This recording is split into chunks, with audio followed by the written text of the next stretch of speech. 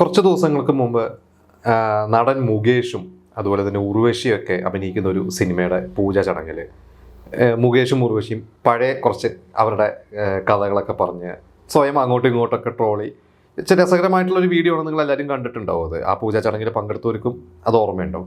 അതിൽ ഇവർ രണ്ടുപേരും പറഞ്ഞൊരു പേരുണ്ട്, ഡ്രൈവർ കുട്ടപ്പൻ. അതായത് സിനിമാ സെറ്റുകളിൽ ഇവർക്കെല്ലാവർക്കും എന്താ പറയുക ഭയങ്കര പരിചിതമായ ഒരു ഡ്രൈവർ കുട്ടപ്പൻ്റെ ഒരു കഥ പറഞ്ഞു തന്നു.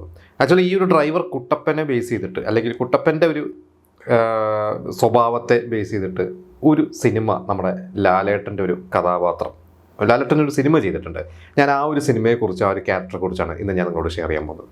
80കളിലൊക്കെ സിനിമകളിൽ യൂണിറ്റിൽ വണ്ടി ഓടിയിരുന്ന, എന്താ പറയുക, വണ്ടി ഓടിച്ചിരുന്ന ഒരു ഡ്രൈവറായിരുന്നു കുട്ടപ്പൻ. അദ്ദേഹത്തെ കുറിച്ച് പറയുകയാണെങ്കിൽ പ്രൊഡ്യൂസർ മുതൽ താരങ്ങൾ, നിർമ്മാതാവ് എല്ലാവരും അദ്ദേഹം ഭയങ്കര കമ്പനിയായിരുന്നു.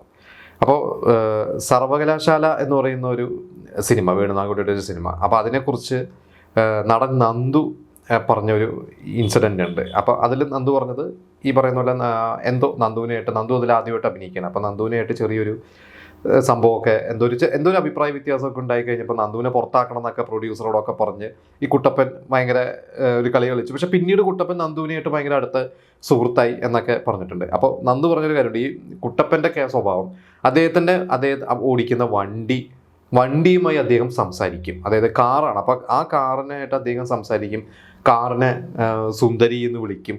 അതായത് കാറിനെ ഒരു എന്താ പറയുക, ഒരു സ്വന്തം ഭാര്യയെ പോലെയോ കാമുകി പോലെയോ ഇങ്ങനെയൊക്കെ കാണുന്നു എന്നൊക്കെയാണ് പറഞ്ഞത്. അപ്പോൾ ഈ വണ്ടീനെ എന്തോ കളിയാക്കിയിട്ട് നന്ദു പറഞ്ഞതിനാണ് കുട്ടപ്പന് ഭയങ്കരമായിട്ട് ദേഷ്യം ഉണ്ടാകുന്നത്. അപ്പോൾ പിന്നീട് പ്രൊഡ്യൂസർക്ക് നന്ദുവിൻ്റെ അടുത്ത് പറഞ്ഞു, കുട്ടപ്പൻ വണ്ടി എന്ന് പറഞ്ഞു കഴിഞ്ഞാൽ കുട്ടപ്പന് ഭയങ്കര പ്രിയപ്പെട്ടതാണ്, ജീവിതത്തിലെ എന്താ പറയുക സ്വന്തമായിട്ടുള്ള ഒരാളെ പോലെയാണ് എന്നൊക്കെയാണ് പറഞ്ഞത്. അപ്പോൾ ഇത് എല്ലാവർക്കും അറിയാം, ഇൻഡസ്ട്രിയിൽ എല്ലാവർക്കും അറിയാവുന്ന ഒരു കാര്യമാണ്. അങ്ങനെയാണ് ഈ കുട്ടപ്പൻ്റെ ഈ ഒരു ക്യാരക്ടറിനെ ബേസ് ചെയ്തിട്ടാണ് ഓട്ടോയിൽ ലാലേട്ടൻ്റെ ഒരു ക്യാരക്ടർ. നമുക്കറിയാം ഓട്ടോയിൽ ഓട്ടോറിക്ഷയായിട്ട് സംസാരിക്കുന്നു, സുന്ദരി എന്ന് പറഞ്ഞ് പേരിടുന്നു എന്നൊക്കെ പറഞ്ഞ് അങ്ങനെയാണ് ഓട്ടോ എന്ന് പറയുന്ന ഒരു സിനിമയിലേക്ക് ഈ ഒരു ക്യാരക്ടർ എത്തിയത്. അപ്പോൾ ഓട്ടോ എന്ന് പറഞ്ഞ സിനിമ ആ ഒരു സിനിമ വേണുനാഗവള്ളിക്ക് എത്തിയതിനും ഒരു കഥയുണ്ട്. അതായത് വേണുനാഗവള്ളി അന്ന് കുറച്ച് സിനിമകളൊക്കെ ഒന്ന് ഡൗൺ ആയിട്ട് നിൽക്കുന്ന ഒരു സമയമാണത്. അപ്പോൾ ആ സമയത്ത് മണിമുള്ള രാജു വെള്ളാനകളുടെ നാട് എന്ന് പറഞ്ഞ സിനിമ ഭയങ്കരമായിട്ട് ഹിറ്റായിട്ട് നിൽക്കുന്നു. അപ്പോൾ വെള്ളാനകളുടെ നാട് കഴിഞ്ഞിട്ട് പ്രിയദർശൻ, മണിമുള്ള രാജു, മോഹൻലാൽ ടീം വീണ്ടും ഒന്നിക്കാം എന്നൊക്കെ ചർച്ച നടന്നപ്പോഴാണ് മോഹൻലാൽ പറഞ്ഞത് വേണുനാഗവള്ളിക്ക് ഒരു സിനിമ അടുത്തത് കൊടുത്താലോ എന്ന് ചോദിച്ചിട്ടാണ് വേണുനാഗവള്ളിക്ക് ഓട്ടോ കൊടുക്കുന്നത്. അപ്പോൾ ഓട്ടോ എന്ന് പറഞ്ഞാൽ ആ ഒരു പ്രൊജക്റ്റ് വേണുനാഗവള്ളി സംവിധാനം ചെയ്തോട്ടെ എന്ന് പറഞ്ഞിട്ടാണ് ഇവർ പിന്നെ ഒരു കഥയൊക്കെ ആലോചിക്കുന്നതും. അത് മോഹൻലാൽ തന്നെ പണ്ടൊരിക്കൽ പറഞ്ഞിട്ടുണ്ട്, ഒരു കഥ ഡിസ്കസ് ചെയ്തപ്പോൾ മോഹൻലാലാണെന്ന് തോന്നുന്നു ആ ഒരു ഐഡിയ പറഞ്ഞത്, നമുക്കൊരു ഓട്ടോ ഡ്രൈവറുടെ കഥ ത്രൂ ഔട്ട് അതുവരെ മലയാള സിനിമയിൽ അങ്ങനെ ഒരു നമുക്കറിയാം. ഇന്നും ഓട്ടോ ഡ്രൈവേഴ്സിൻ്റെ കഥ എന്ന് പറഞ്ഞു കഴിഞ്ഞാൽ, ഓട്ടോ ഡ്രൈവേഴ്സിൻ്റെ ഒരു സിനിമ എന്ന് പറഞ്ഞു കഴിഞ്ഞാൽ ഒരുപാട് സിനിമകൾ പിന്നീട് സംഭവിച്ചിട്ടുണ്ടെങ്കിലും ഓട്ടോയാണ് ഒരു ഓട്ടോ ഡ്രൈവർമാർക്കൊക്കെ ഹരമായത്. കാരണം അവരുടെ സൂപ്പർ സ്റ്റാർ ലാലേട്ടൻ അവരിൽ ഒരാളായിട്ട് ചെയ്യുന്നു.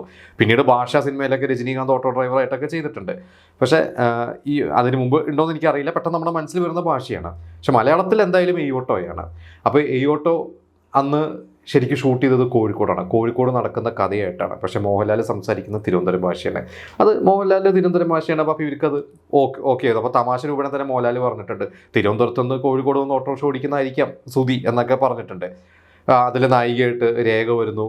അപ്പോൾ രേഖയും അന്ന് ശരിക്കും പറഞ്ഞാൽ സാമാന്യം പുതുമുഖമാണ്. അന്ന് റാംജി റാവുലൊക്കെ അഭിനയിച്ചിട്ടുണ്ടെങ്കിലും അവർ മലയാളത്തിൽ പുതുമുഖമാണ്. അപ്പോൾ അങ്ങനെയാണ് ഓട്ടോ എന്ന് പറയുന്ന ഒരു സിനിമയിലേക്ക് എത്തുന്നത്. പിന്നെ അതിൻ്റെ ഒരു കാസ്റ്റ് നമുക്കറിയാം, അശോകനും ഗണേഷിനും കുതിരട്ടം പപ്പുവിൻ്റെ ക്യാരക്ടർ. അതിൽ ശരിക്കും അശോകന് അതിൽ റോളില്ലായിരുന്നു. പക്ഷേ വേണുനാഗവള്ളിയുടെ മുമ്പത്തെ സിനിമകളൊക്കെ അശോകനൊക്കെ അഭിനയിച്ചിട്ടുള്ളതാണ്. അപ്പോൾ അശോകൻ പറഞ്ഞു എനിക്കതിൽ എങ്ങനെയെങ്കിലും റോൾ വേണമെന്ന് പറഞ്ഞിട്ടാണ് അതിലൊരു ഗസ്റ്റ് അപ്പിയറൻസ് വന്നിട്ട് അശോകനെ ആ റോളിലേക്ക് വിളിക്കുന്നത്. രവീന്ദ്രൻ എന്ന് പറയുന്ന സംഗീത സംവിധായകൻ ഇതേപോലെ തന്നെയാണ്. അദ്ദേഹത്തിന് ശരിക്കും ഒരു 90കളിന് ശേഷമാണ് രവീന്ദ്രൻ ഒന്ന് ഭയങ്കരമായിട്ട് സിനിമകളിലോട്ട് വന്നത്. അതിന് മുമ്പുണ്ട് 80s ഉണ്ടെങ്കിൽ പോലും ഈ ഒരു സിനിമയുടെ സമയത്ത് രവീന്ദ്രനും ഇത്തിരി ഡൗൺ ആയിട്ട് നിൽക്കുന്ന ഒരു സമയമാണ്. അങ്ങനെയാണ് ഈ ഒരു സിനിമ രവീന്ദ്രന്, എനിക്ക് തോന്നുന്നു മോഹൻലാലിൻ്റെ തന്നെ താല്പര്യം വരുന്നു, രവീന്ദ്രനെ റോൾ കൊടുക്കണം, ആ ഒരു മ്യൂസിക് ഡയറക്ടറായിട്ട് വിളിക്കണം എന്ന് പറഞ്ഞ് രവീന്ദ്രനെ വിളിക്കുന്നു. ഈ ഒരു സിനിമ 90ൽ സൂപ്പർ ഹിറ്റായ ശേഷം പിന്നീട് ഹിസൈനസ് അബ്ദുള്ളയും അതുപോലെ തന്നെ ഭാരതം, നമുക്കറിയാം ഒരുപാട് സിനിമകൾ, കമലദളം പോലത്തെ സിനിമകളൊക്കെ മോഹൻലാൽ സിനിമകളിൽ രവീന്ദ്രൻ മാഷ് ഒരുപാട് സിനിമകൾ നാഷണൽ അവാർഡ് വരെ കിട്ടിയിട്ടുണ്ട്. അപ്പോൾ എന്താ പറയുക, രവീന്ദ്രൻ മാഷ് ഇതിൽ അടിപൊളി, രവീന്ദ്രൻ മാഷ് നമുക്ക് ക്ലാസിക്കൽ അല്ലെങ്കിൽ മെലഡിയൊക്കെ ചെയ്യുന്ന ആളാണ്. പക്ഷേ രവീന്ദ്രൻ മാഷും അടിപൊളി പാട്ടുകൾ ചെയ്യുന്ന ഒരാളാണ്. ഇപ്പോൾ ഇതിൽ തന്നെ നമുക്കറിയാം സുന്ദരി സുന്ദരി AEIOU എന്ന് പറയുന്ന പാട്ടൊക്കെ അന്ന് തിയേറ്ററിലൊക്കെ ഭയങ്കര കയ്യടി കിട്ടിയിരുന്ന ഒരു സോങ് ആയിരുന്നു ലാലേട്ടൻ പാടുന്നു എന്ന് പറഞ്ഞിട്ട്. പിന്നീട് രവീന്ദ്രൻ മാഷ് ഒരുപാട് അടിപൊളി പാട്ടുകളൊക്കെ ചെയ്തിട്ടുണ്ട്. പക്ഷേ എൻ്റെ ഒരു തുടക്കം എനിക്ക് തോന്നുന്നു ഓട്ടോ ആയിരിക്കാം ഒരു രണ്ടാം വരവ് രവീന്ദ്രൻ മാഷിന് കൊടുത്തത്.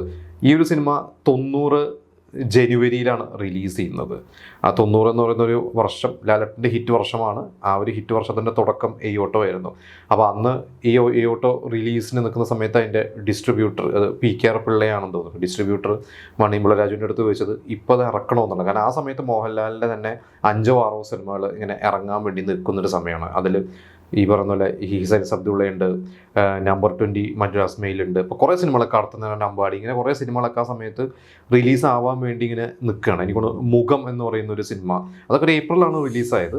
പക്ഷേ കുറച്ച് സിനിമകൾ മോഹൻലാലിൻ്റെ ഇറങ്ങാനായിട്ട് ഇങ്ങനെ നിൽക്കുന്ന സമയത്ത് ഈ ഒരു സമയത്ത് ഇറക്കണോ എന്നുള്ള സംശയത്തിലാണ്. പക്ഷേ മണിമുള്ള രാജു പറഞ്ഞു ഇറക്കണം എന്ന് പറഞ്ഞിട്ടാണ് മണിമുള്ള രാജു ജനുവരിയിൽ, എനിക്കൊന്ന് ജനുവരിയോ ഫെബ്രുവരിയോ ആണ്, 90 ജനുവരി ഫെബ്രുവരിയിലാണ് സിനിമ ഇറക്കുന്നത്. പക്ഷേ ഇത്രയും ഹിറ്റുകളും ഇത്രയും മറ്റ് സിനിമകളൊക്കെ ഉണ്ടെങ്കിലും ആ വർഷത്തെ എനിക്കൊന്ന് ടോപ്പ് 3യിൽ ഒരു സിനിമയായിരുന്നു. ഹിസൈൻസ് അബ്ദുള്ളയായിരുന്നു തോന്നുന്നു 90 ഏറ്റവും കൂടുതൽ കളക്ട് ചെയ്ത്. അത് കഴിഞ്ഞിട്ട് ഏറ്റവും കൂടുതൽ കളക്ട് ചെയ്ത സിനിമ ഈ പറയുന്ന പോലെ ഓട്ടോ തന്നെയായിരുന്നു. അത് കഴിഞ്ഞിട്ട് അതേ വർഷം തന്നെയാണ് ലാൽ സലാം വേണുനാഗവള്ളിയുടെ മോഹൻലാൽ കൂട്ടുകെട്ടിൽ സിനിമ റിലീസ്. പക്ഷേ എനിക്കൊണ്ട് വേണുനാഗവള്ളി ചെയ്ത സിനിമകളിലും ഒരു പക്ഷേ ഏറ്റവും കൂടുതൽ കളക്ട് ചെയ്ത സിനിമയും ഓട്ടോ തന്നെയായിരിക്കും ഇന്നും. അതിനുശേഷം എത്രയോ ഓട്ടോറിക്ഷക്കാർക്ക് അവർ സുന്ദരി എന്ന് പേര് അവരിട്ടിട്ടുണ്ട്. ഇതേപോലെ തന്നെ ഓട്ടോ ഡ്രൈവർമാർക്ക് അവർക്ക് എന്താ പറയുക, അവരിൽ ഒരാൾ ഹീറോ ആയി വന്ന പോലെയൊക്കെയായിരുന്നു ആ ഒരു സിനിമയിൽ ലാലേട്ടനൊക്കെ ഇത് ചെയ്തത്. എന്തായാലും ഓട്ടോ സിനിമ നിങ്ങൾ എല്ലാവരും കണ്ടിട്ടുണ്ടാവും. അതിൽ നിങ്ങൾക്ക് ഇഷ്ടപ്പെട്ട സീനുകളും ഇഷ്ടപ്പെട്ട കഥാപാത്രങ്ങളൊക്കെ നിങ്ങൾ നമ്മളോട് ഷെയർ ചെയ്യാം. പിന്നെ ഞാൻ ഈ പറഞ്ഞ ഡ്രൈവർ കുട്ടപ്പനെ കുറിച്ച് എനിക്ക് ഈ അടുത്താണ് ഡ്രൈവർ കുട്ടപ്പൻ എന്ന് പറഞ്ഞൊരു കഥാപാത്രത്തെക്കുറിച്ച് നമ്മുടെ മുകേഷ് ഏട്ടൻ്റെയൊക്കെ ഉറുഷി ചേച്ചിയുടെയൊക്കെ അവരുടെ ഒരു ഓഡിയോ ലോഞ്ചിൽ ഇവർ പറഞ്ഞതാണ് ഞാൻ കേട്ടത്. കൂട്ടത്തിൽ ഞാൻ ഈ ഓട്ടോനെ കുറിച്ച് ഒന്ന് റിസർച്ച് നടത്തിയപ്പോഴാണ് നന്ദു പറഞ്ഞ ഒരു ഇൻ്റർവ്യൂ ഞാൻ നന്ദുവിൻ്റെയും കേട്ടത്. അപ്പോൾ എനിക്കിത് രസകരമായിട്ടുള്ള കഥാപാത്രമായിട്ട് തോന്നി കുട്ടപ്പൻ. നിങ്ങൾക്ക് കുട്ടപ്പൻ എന്ന് പറഞ്ഞ ഒരു കേട്ടോ, അദ്ദേഹം ഇന്ന് ജീവിച്ചിരിപ്പില്ലാന്ന് തോന്നുന്നു. അദ്ദേഹത്തിൻ്റെ ഒരു അറിയുമെങ്കിൽ നിങ്ങൾ അദ്ദേഹത്തെക്കുറിച്ച് അറിയാവുന്ന കഥകൾ നിങ്ങൾ നമ്മളോട് ഷെയർ ചെയ്യാം.